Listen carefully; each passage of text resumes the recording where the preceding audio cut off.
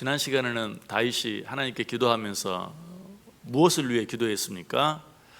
자기 입에서 나오는 말을 위해서 기도했어요. 내 입술에 파수꾼을 세워 주옵소서, 내 입술의 문을 지켜 주옵소서라고 3절에서 기도하고 있죠. 그런데 시인 다윗은 이렇게 기도한 후에 한 가지 기도를 더 하고 있죠. 그것은 무엇을 지켜달라고 기도하고 있습니까? 내 마음이 악한 일에 기울어 죄악을 행하는 자들과 함께 악을 행하지 말게 하옵소서. 내 마음이 악한 일에 기울어지지 않게 해 주옵소서. 무엇을 위해 기도하고 있는 것 같아요? 마음을 위해서. 하나님, 내 마음을 지켜 주옵소서. 다윗은 먼저 자기 입술의 말을 지켜달라고 기도한 후에 이번에는 무엇을 위해서? 내 마음을 지켜달라고 하나님께 기도하고 있어요. 이렇게 기도하는 것은 너무나 당연합니다. 왜냐하면 우리의 말은 결국 우리의 마음의 지배를 받게 되어 있기 때문에. 자, 어제 아침은 이렇게 말씀드렸어요. 우리의 모든 행동은 뭘 따라가게 되어 있다? 우리의 말을 따라가게 되어 있다. 그러므로 우리의 행동을 바로 하기 위해서는 우리의 말을 지킬 수 있어야 한다. 자, 그런데 우리의 말은 무엇을 따라가는가? 우리의 말은 우리의 마음을 따라가게 되어 있어요.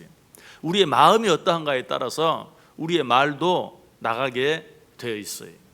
자, 우리 그 내용 우리 성경을 통해서 확인해 볼까요? 마태복음 12장 34절 말씀 우리 같이 읽겠습니다.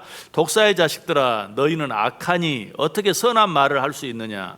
이는 마음에 가득한 것을 입으로 말함이라. 아멘.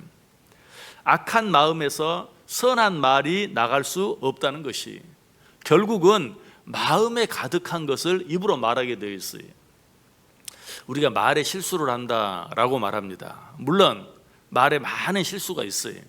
그런데 곰곰이 생각해 보면 그런 말을 하게 된 것이 내 마음에 전혀 없는 말이 아닌 것을 알게 돼요. 내 마음에 있는 말이 나도 모르는 사이에 내 입술을 통해서, 내 입을 통해서, 내 혀를 통해서 나가는 것이. 성경은 그렇게 말해요. 네 마음에 가득한 것을 네 입으로 말하게 되어 있다. 그러므로 진정으로 우리가 우리의 말을 조심하기 위해서는 어떻게 해야 될 것 같아요? 우리의 마음을 잘 다스릴 수 있어야 돼요. 또 나도 모르게 실수처럼 나온 어떤 말이 있다면 한번 곰곰이 생각해 봐야 돼요. 정말 그것이 순전히 100% 실수인가? 아니면 그런 마음이 내 속에 있는가? 한번 확인해 봐요. 그러면 지극히 작은 부분이라도 그런 마음이 내 안에 있었던 사실을 알게 되죠. 그러므로 우리가 진정으로 말에 실수하지 않기 위해서는 어때요? 늘 우리의 마음을 바로 할 수 있어야 된다. 한 구절 더 읽어보죠. 누가복음 6장 45절 말씀 같이 읽습니다. 선한 사람은 마음에 쌓은 선에서 선을 내고 악한 자는 그 쌓은 악에서 악을 내나니 이는 마음에 가득한 것을 입으로 말함이니라. 아멘. 자, 결론은 똑같은데 표현이 다르죠. 선한 사람은 마음에 쌓은 선에서 선을 내고 악한 사람은 그 쌓은 악에서 악을 낸다. 결국 똑같은 말이 마음에 가득한 것을 입으로 말하게 되어 있다. 한 구절 더 봅니다. 욥기 14장 4절 말씀 같이 읽습니다. 누가 깨끗한 것을 더러운 것 가운데서 낼 수 있으리이까? 하나도 없나이다. 아멘. 말이야 왜 못해? 내가 꾸미기만 하면 얼마든지 아름다운 말을 할 수 있을 것 같아요. 그러나 사실은 그렇지 않다는 것이, 내 마음속에 더러운 것이 가득하면 겉으로 내 말을 어느 정도까지는 꾸미다가도 어느 순간에 나도 알지 못하는 사이에 내 마음속에 가득 들어있는 더러운 것이 드러나게 되어 있다. 누가 깨끗한 것을 더러운 것 가운데서 낼 수 있으리까? 이 말은 마음이 깨끗하지 못하면 결코 깨끗한 말을 할 수 없다라는 말이. 그러므로 진정으로 우리 입술의 말을 지키기를 원하는 사람은 먼저 그 마음을 지킬 수 있어야 합니다. 왜냐하면 그 모든 것은 무엇으로부터? 마음으로부터 나오기 때문에. 그래서 솔로몬은 이렇게 우리에게 부탁해요. 역시 같이 읽겠습니다. 잠언 16장 32절 말씀 같이 읽겠습니다. 노하기를 더디하는 자는 용사보다 낫고 자기의 마음을 다스리는 자는 성을 빼앗는 자보다 나으니라. 아멘. 무엇을 빼앗는 자가 성을 빼앗는 자보다 낫다고요? 자기 마음을 다스리는 자가. 왜 그렇게 말했겠어요? 마음을 다스린다는 것이 그렇게 어려운 것이고, 마음을 다스린다는 것이 결국 모든 것을 다스리는 것이기 때문에 마음을 다스리는 자가 성을 빼앗는 자보다 낫다. 여러분, 뭔가 마음속에 간절히 바라는 게, 원하는 게 있다면 무엇보다 우리의 마음을 잘 다스리고 잘 지킬 수 있어야 돼요. 그렇다면 내가 하고 싶은 어떤 일을 할 수 있어요. 우리가 그 일을 하지 못하는 것은 내가 힘이 부족해서도 아니고 내가 능력이 없어서도 아니고 결국은 무엇을? 우리의 마음을 지키지 못하기 때문이. 한 구절 더 읽어볼까요? 잠언 4장 23절 말씀 같이 읽습니다. 모든 지킬 만한 것 중에 더욱 내 마음을 지키라. 생명의 근원이 이에서 남이니라. 결국은 죽고 사는 것이 우리의 마음에 달려 있다는 것이, 우리의 마음을 지키면 우리의 생명도 지킬 수 있다라고 말해요. 마음은 우리의 전부입니다. 모든 것이 우리의 마음을 따라가게 되어 있어요. 세상 사람들도 경험적으로 이 사실을 어느 정도 알아요. 그래서 뭐라고 말합니까? 세상 만사 마음 먹기에 달렸다. 마음이 얼마나 중요하다는 것을 그들이 알기 때문에 그렇게 말해요. 세상 만사 마음 먹기에 달려 있다. 여러분, 어떤 사람들은 정말 이상에 도무지 어떤 살고자 하는, 살고 싶은 어떤 의욕, 이런 것들이 전혀 없는, 그래서 결국은 죽기를 선택하는 그런 사람들도 많이 있죠. 그런데 그래서 사람들이 많이 스스로 목숨을 끊는 한강 다리, 어떤 다리에 가면 이런 글이 써져 있어요. 자살이라는 글자를 뒤집으면 살자가 된다. 자, 이 한마디 말이 우리에게 가르쳐 주는 게 뭡니까?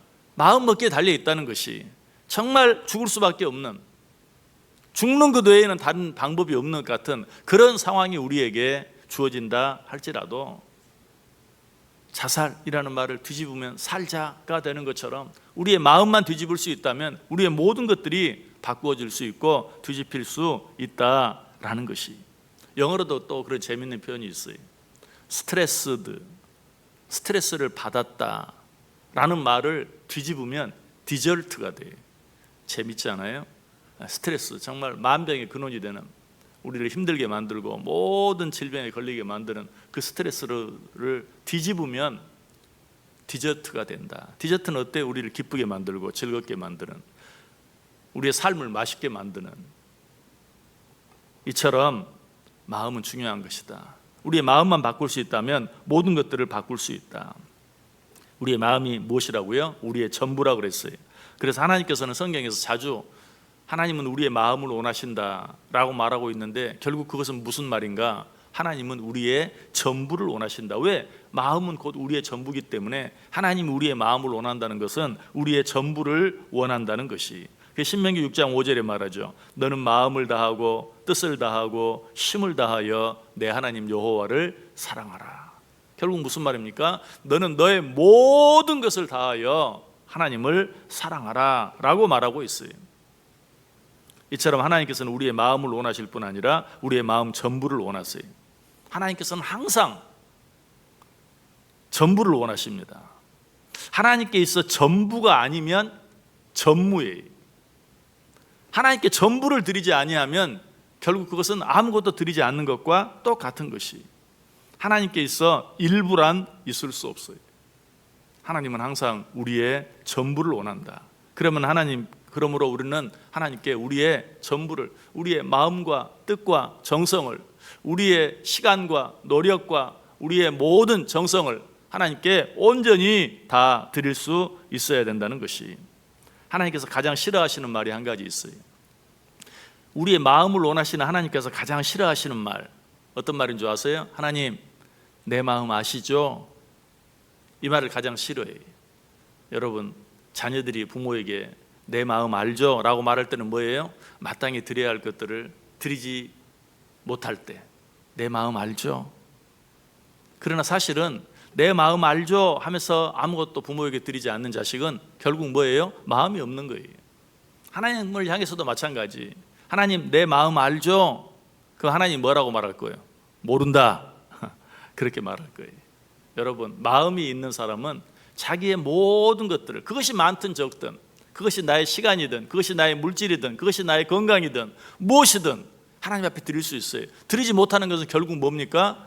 나의 마음이 없기 때문에 그래요. 여러분, 하나님께 모든 것을 드리기를 원하세요? 아니, 하나님께 여러분의 마음을 드리기를 원하세요?